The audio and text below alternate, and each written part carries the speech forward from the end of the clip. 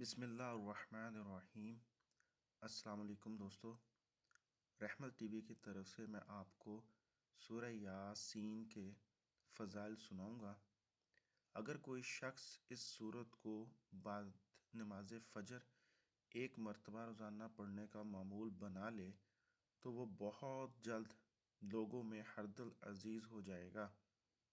اس کی عزت میں بے پناہ اضافہ ہوگا، مال میں برکت ہوگی، ہر قسم کی برائی ختم ہو کر طبیعت میں اچھائی کا رجحان پیدا ہوگا، شیاطین اور بلاؤں سے محفوظ رہے گا، بیماریوں سے شفا ملے گی۔ اگر اولاد کی خواہش کرے گا تو نیک اولاد ملے گی۔ اگر کوئی قید میں اسے کثرت سے پڑھے تو قید سے رہائی ملے گی۔